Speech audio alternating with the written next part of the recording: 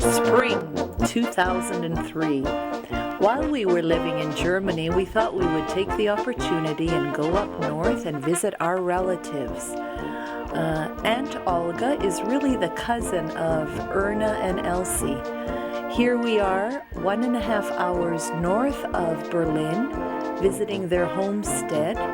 She has land that she rents out and a wonderful little yard. Her children are close by in the neighboring village. She has 2 daughters who are both married. There's Brunhilde and her husband. Her husband's sick. They also have 2 children in their 20s. She has another daughter who's been here in Canada, Roswitha. And Roswitha and Andreas really look after Mom, and you're going to see quite a bit of them in our video.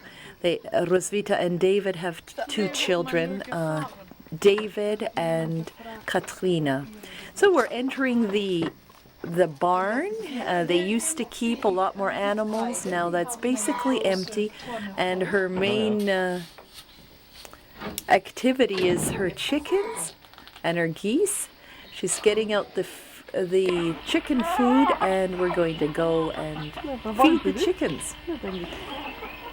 Thanks to the chickens and the geese, and the ducks, there's always fresh eggs every morning, and we were able to enjoy a beautiful roasted duck one for Sunday dinner.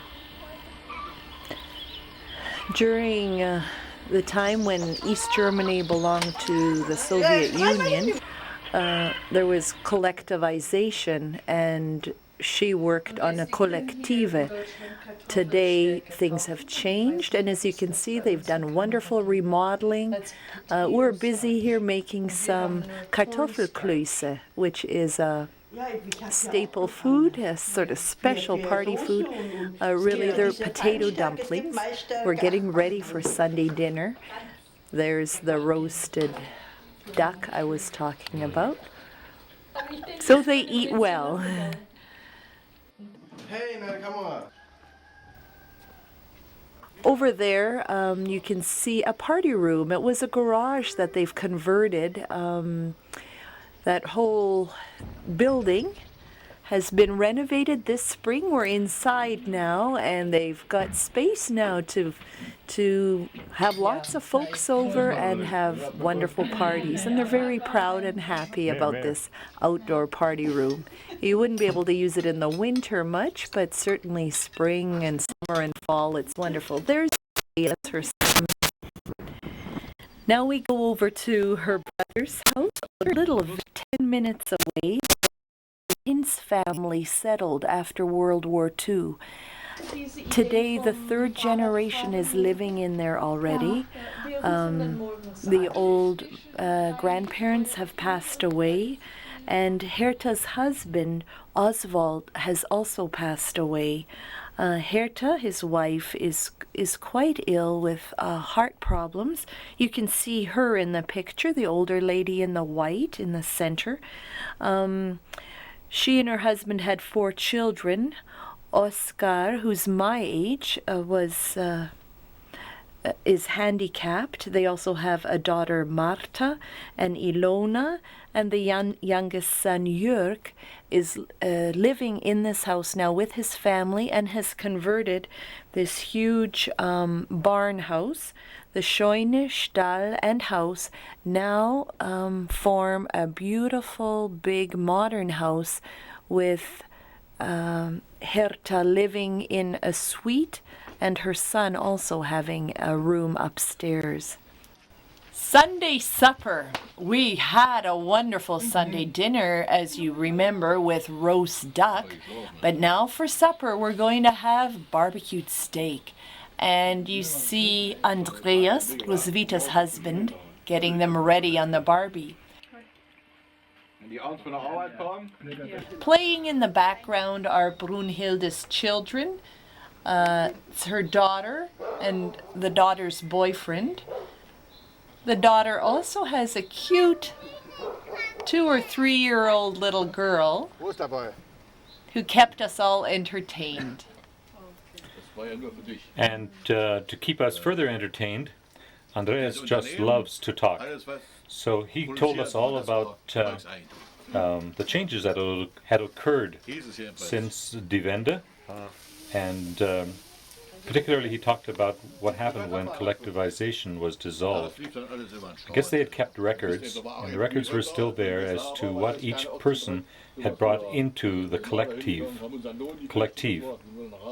So they went back to those records and restored everything that was given. So if you, for instance, had brought 2 pigs and a cow into the collective, then you now received 2 pigs and a cow. And whatever land you had brought into the collective, you were also given that land back. So here he is explaining in detail how that worked, and he goes into detail, in fact, exactly what they brought in and what they got back. And there was also a cash settlement, and it seemed that it was a real good start that Tante Olga had as far as the dissolving of the collective. Ohne dass eben irgendein Einfluss drauf genommen hat. So, und dann ging es aber drunter und drüber. Es kam nicht zuerst hier in der Ostzone. Das war, weil die viele Leute auch Länder gekriegt haben, die überhaupt nicht mit Bauern zu tun hatten. Genau. Ja, und das ging dann, war chaotisch. Dann haben die gesagt, wir gehen. Dann gab es erst Typ 1, Typ 2 und Typ 3 hieß das. Typ 1 war, da haben sie erstmal zusammengetan, 3, 4 Bauern unter sich, Nachbarn und so. So, dann kam Typ 2, das war dann schon ortsmäßig, also war praktisch der ganze Ort. Und dann kam der Typ 3 zum Schluss, dann waren ganze Gebiete zusammen, wie hier. Warnberg ist, wo wir morgen hinfahrt, Warnberg, Gesgottberg, Brösler, Grün, Vielwarm, das war dann schon, die hatten dann große Flächen. So, und dann haben die Bauern, die mussten das alles wieder einbringen, was sie praktisch vorher gekriegt hatten. Das wurde in diese Gemeinschaftssache eingekauft, war dann die Genossenschaft. Und die hat dann gemeinsam bearbeitet, das sind schon die großen Felder, vorher waren ja alles kleine Streifen. Und haben das gemeinschaftlich bearbeitet. Und die haben dann auch im Prinzip entschieden, was gemacht wurde. Und das ist gut, nicht? Ich meine, das sollte gut sein. Ja, ich sage mal, für viele Privatbauern, die wirklich Bauern, ja, war es schlecht. Also die hätten selber weitergewirtschaftet, vielleicht besser gewirtschaftet. Aber für viele war es auch die einzigste Rettung, die man das verhungert. Also viele hätten es nicht gebraucht. ja. Andreas is a trucker, and he really desires to work. His specialty is trucking for building sites, for construction, but with a sluggish economy, he doesn't get a lot of chances to work. He takes every chance he can. But when he can't work, then he helps his wife, Roswitha, with her work. She works in a dairy, does the milking, and so they have some really weird hours. They have to get up real early in the morning and go for 3-4 hours, and then they have this section in the afternoon as well. Geweiht. Ja. Wem geweiht? The next day, Monday, Ilona had reserved to spend with us. She picked us up in the morning and took us to her town. First, we stopped at a church. Every village has a beautiful antique church, and they're working on preserving a lot of them. Unfortunately, the building is there, but there's not a lot of life in the church. Ilona also took us to the cemetery where we were able to visit the graves of our ancestors, especially the Hintz family.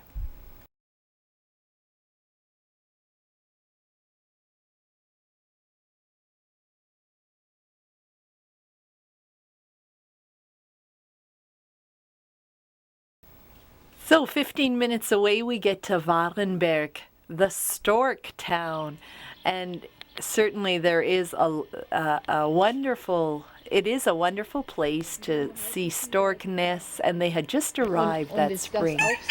Ilona and her husband Eddie built their house in the 80s. A very hard-working couple. They have 2 children. Ilona married this local German boy, and I think for her it was a real move up, and this village is a beautiful place to live. She took us for a birthday coffee that her mom was having at her house. I believe her mom was celebrating her 75th birthday. Here's a typical stork nest. You can see a platform was built so the stork would come and build a nest there. It's considered lucky if you have a stork on your housetop. Here you can see him walking. My dad used to say, "Sie geht wie ein Storch im Salat." And there you can see the typical stork walk. Very mincing steps.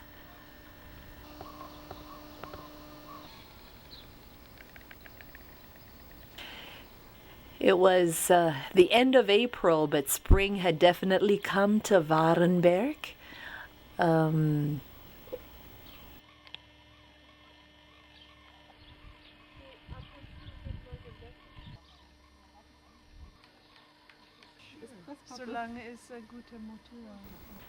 We go in and we were the only couple at this lady's birthday party, and you can see there were a lot of delicious cakes.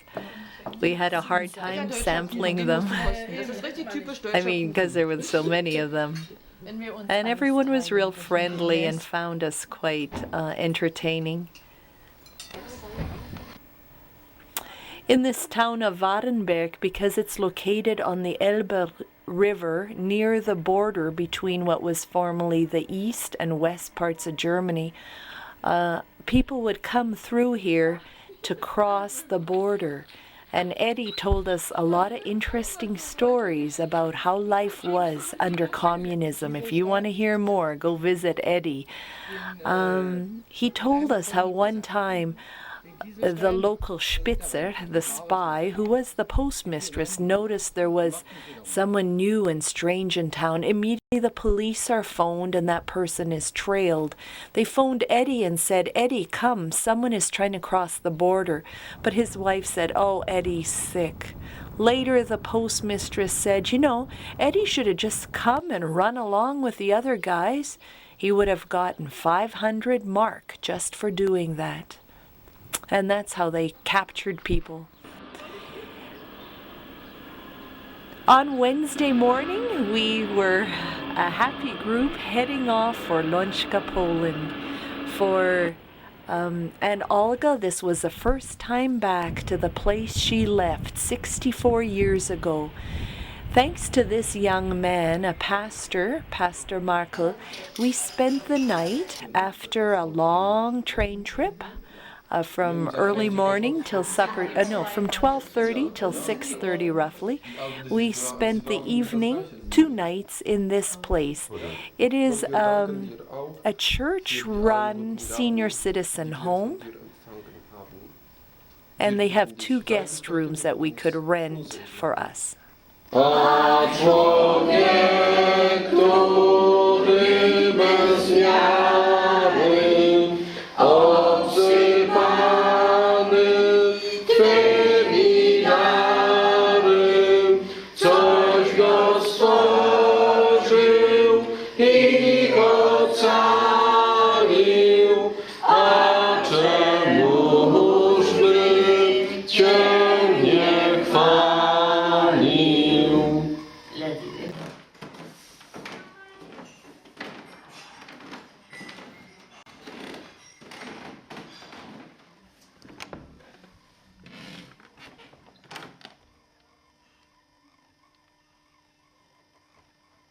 As we rented a taxi and headed for the little village of Lonschka, we often wondered if we'd actually get there. It was very difficult to find. Lonschka, the name alone brings back memories. We remember hearing about this as children and had no idea why had our parents left this place. As we get older and we study history, we learn that in the 30s there was a lot of turmoil in Germany. By 1938, there were 6 million unemployed male wage earners. Hitler had just marched into Austria and reunited it. Poland was next. And in 1939, the Germans in Poland were encouraged to get out of there. And so it was that our parents, as children, I think Mom and Aunt Erna were 10 years old, in the winter left Poland and their farms to go to a place that was deemed safer for them, because this was right in the middle of Poland. When they were told to depart, you can imagine the excitement and the hubbub. There were chickens to slaughter, bread to bake. Mum remembers the Hembrook boys, Willie and Gerhard, coming over to the wolves in the evening with a bowl of bread dough. The Hembrook oven had broken, and they baked the bread over at the wolves. The next morning, as the wagon train was leaving, the parents picked Wilhelm and Gerhard up. It must have been something for the families to pack the little bit that it was allowed to go along into the wagons. My mom remembers coming with her doll and wanting to take it along, and Grandpa saying, "No, there's no room for a doll." She remembers the Polish people standing and watching. They were ready when the houses were vacated to go in and loot the houses, because they knew these Germans would never come back. The new house the Wolves had just built, the new barn the Hembrooks had just built, everything had to be left behind. And now today we are back in Lonschka, 64 years after our parents left. How thrilling, how exciting. But to orientate ourselves, because we're a little lost, there's been a lot of changes, we decide we're going to find the Kościan River. And a Polish neighbor girl was so kind to take us back there and show it to us. Where? Where is No jest tutaj. Can we walk there and see it? Can Heute stehen werden. Lecker, ja. Ja, dann werden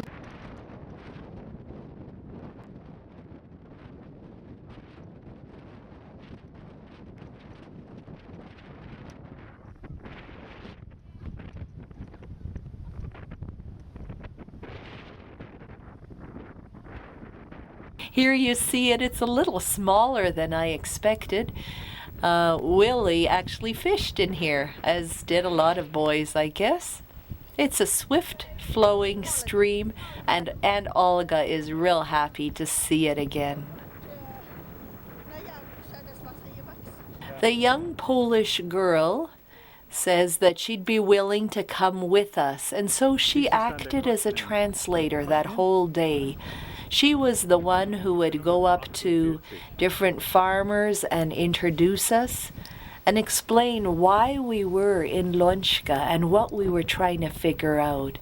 So it was pretty neat to have met her. She had her English-Polish dictionary, and because she studies Polish, she is Polish, because she studies English in school, we were able to communicate a little bit.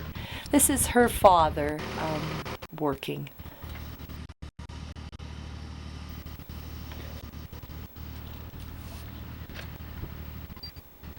This is the girl who was willing to help us with the aid of this map that we got from Ruth Meinke to locate the different things we're looking for. She invited us in for tea, and we really thought it would be a cup of tea. Instead, it was a feast, and they put out the best the house could offer. This is Grandma who came in, and they showed us, they were willing to show us their house, which I think would be typical of a house back in those days. Obviously, they are strong Catholics, and they've remodeled their house. One thing that has not changed is they still live in very tight quarters. Basically, it's a 4-room house. Living room, kitchen, dining room is all one, and then there are the bedrooms. Here's still an old style oven. The food they served us was wonderful and delicious, and we found the Polish people in the whole village of Lonschka very friendly. Unfortunately, because we don't speak their language, there was the communication gap. But they certainly did their best to show us what they could. When they talk about Germans, the word for Germans is Niemcy. Spring in Lonschka. I remember my dad on Tweed Avenue looking out the kitchen window at deep snowdrifts and yearnfully commenting, in Poland the flowers would be blossoming already at Easter, and how true that must have been. Even the mud streets had their attraction. Mum remembers after a rain, going barefoot in the ruts, the rain would be standing, forming wonderful puddles, and the girls would hold up their dresses and splash and play in the wonderful warm rainwater. The first house we are visiting is the Freier homestead.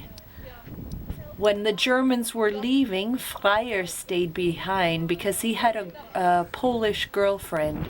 And now we're talking to the next generation, a man roughly our age, and he was very welcoming. Didn't mind that we looked at everything that was on this typical Polish-German farmstead. It's his little grandson. Later we're going to be invited into the house to celebrate his birthday.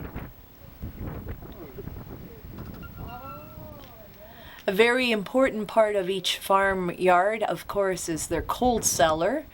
It would keep your cream cool, your milk. There's always an arched kind of ceiling. And here we see potatoes are still being stored in this coal cellar. Farmyards are often built in an L shape with barn and house forming an L. Saturday evenings, we're looking over to where the church used to stand, and the Lutheran church had a church bell that would ring in the Sabbath, and at 6 or 7 o'clock it would chime, and all the women would try to make sure they have their work finished because it was time to get ready for Sunday. Although we had just eaten at the previous house, we couldn't say no when they invited us in for a bit of birthday cake. We left a little present for the boy, and they were just thrilled. On we go to the local cemetery. Mum says she can't remember anyone of their family group being buried here, but she remembers when more important church members would be buried. There would even be a Posaunenchor, or a brass band, that would play while the coffin was brought down the road, I'd say like 3 blocks from the church to the cemetery. Because it's spring, the cemetery doesn't look too good yet. There's a lot of leaves lying, but we actually were able to locate some gravestones that had German inscriptions. And this shows that the Germans actually were buried here since they lived here for a long time.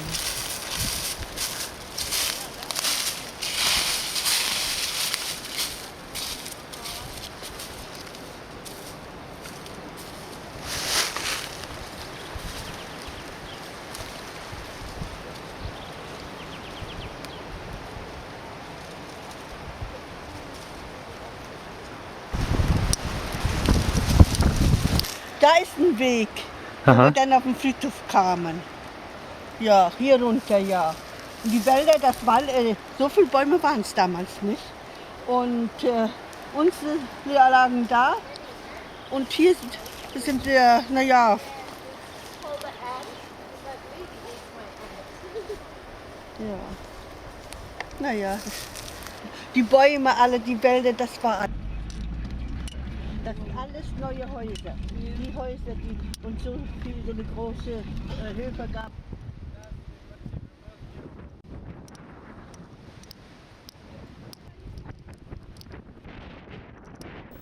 Another home we visited had a young family who'd built a new house, probably tore down the old one, and they had just started digging out the potatoes that had been put in storage for the winter. They literally bury the potatoes in earth and put straw over top, and now in the spring they were pulling them out, and as you can see they're in very good condition, and they were weighing and packaging them for sale. Potatoes do keep a lot of Polish people alive, and now we see where the saying came. When the wolves came to Germany, people would say to them, "Ihr habt noch die polnische Kartoffelschalen hinter die Ohren," which means you still have Polish potato peels hanging behind your ears. And everybody, these are the little Gisaks. House was Alexander Marquardt. Alexander Marquardt. Is Renate Matus. Got it? And in this house before, are you ready? Lived the Kronenberger. Yeah, Tante Olga? Ja, Kronberg. And next to this house is the Hembruch house. My father, you told her that, right? There's the basement back.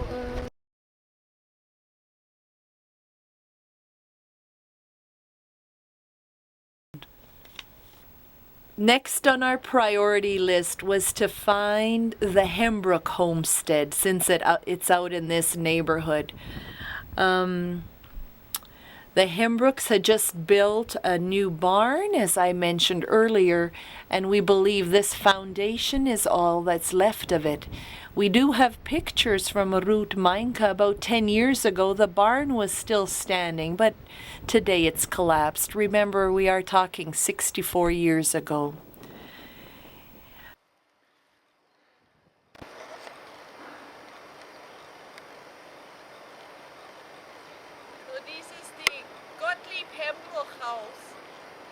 Wo sollte der Baum stehen? Vom Haus soll er gestanden haben, aber das ist alles weg. Okay. Noch einmal. Okay. Dies ist das Familienhaus von Gottlieb Hembruch. Hier hat der Willi Hembruch auch gewohnt. Geboren. Hier ist er sogar geboren. Vor uns ist die Wiese. Hinter uns geht's zur Straße. Und vor dem Haus war ein schöner Baum, aber der Baum steht nicht mehr. Den er immer besuchen wollte und umarmen wollte. Olga mentioned one memory she had about this Hembruch farmyard. As a little girl, she was looking for a lost cow, and she came up to the trees here behind the Hembruch yard.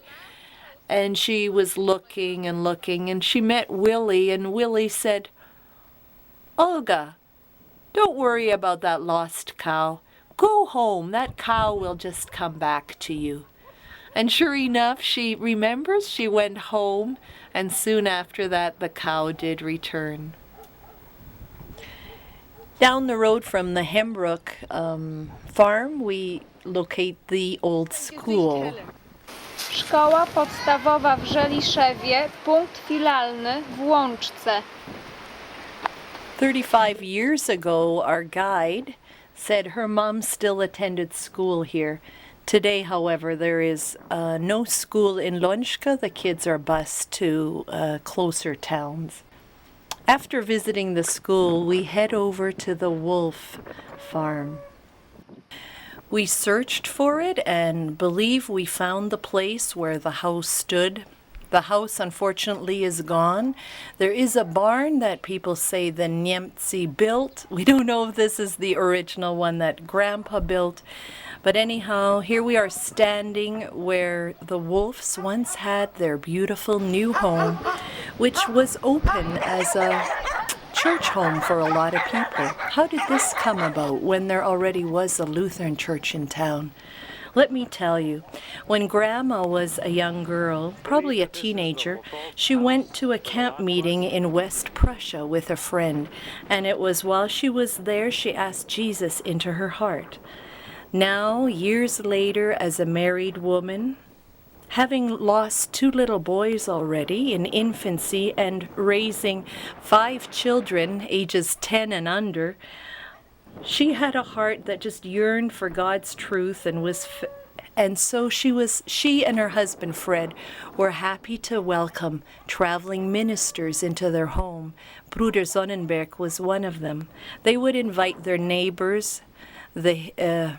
Olga Hintz was their neighbor. Her mom would come over with the girls sometimes. Of course, the Bayers, Mrs. Bayer would come over, and other neighbors and friends would come. Hier stehen wir, dies ist das Wolfland von Samuel Wolf, das große Stück Land, und wir stehen gerade vor dem Platz, wo das Haus war. Of course, having found the Wolf farm, we knew that right next door would be the Hintz farm. And we poked around and searched for clues, and suddenly, you can imagine Aunt Olga's joy when she discovered the old root cellar that she still remembers from her childhood. And here you've got her standing in front of it, sharing how her dad built this root cellar. Again, you can see the curved roof on top, and we didn't get to go inside this one. As we walk back to our car down this dirt road with willows on both sides, we are reminded by Mum that these willows were cut back.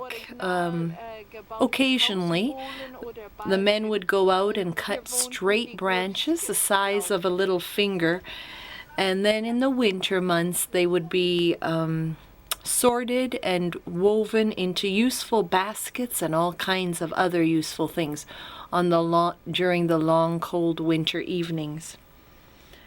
So we said goodbye to Lonschka. There are a lot of changes. Today there is no school, neither German nor Polish, no church bells calling the people to worship. Poland, a country held in the grip of the Catholic Church, people yearning to please God, poverty, hardship, a loving, friendly people. Maybe they too someday will hear about Jesus who loves them and will come to know him as their personal Savior. The next morning we got up early, took a taxi into Warsaw again. It's roughly an hour and a half away from where we were staying in Węgrzów. And right where we were dropped off at the bus depot, train station, we located a wonderful market where a lot of Asians were selling things at very good prices. A lot of shoes, a lot of clothing. It was very interesting.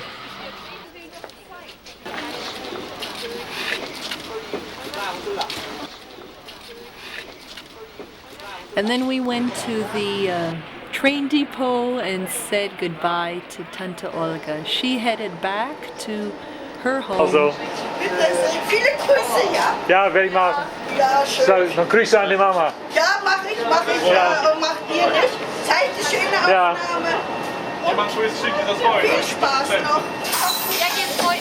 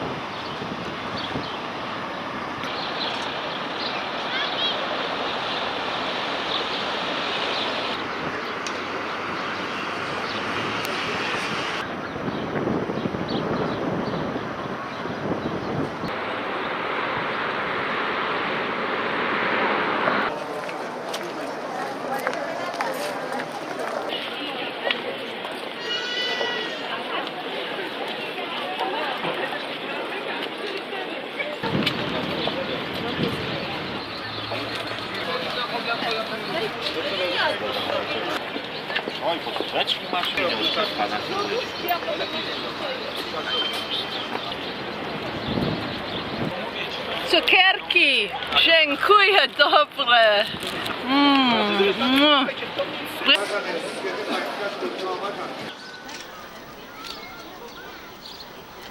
Just to give you a little history about Poland, it was already in 1772 that Austria, Prussia, and Russia divided up Poland for the first time.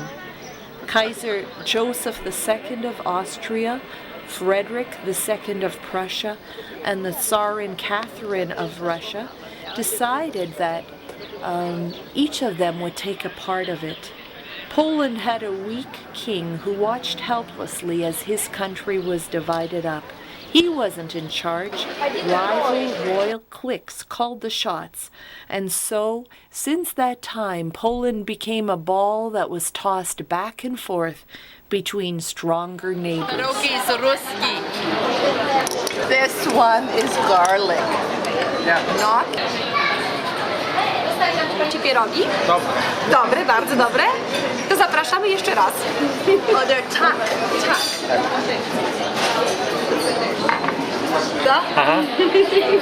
Right? And chińska rodza. Ah, To jest karoca. Powóz, po polsku powóz. Dziękuję bardzo. Dziękuję. Dziękuję bardzo. Dziękuję.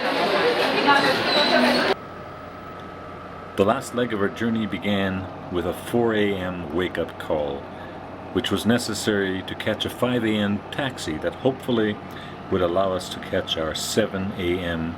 train to Kiev.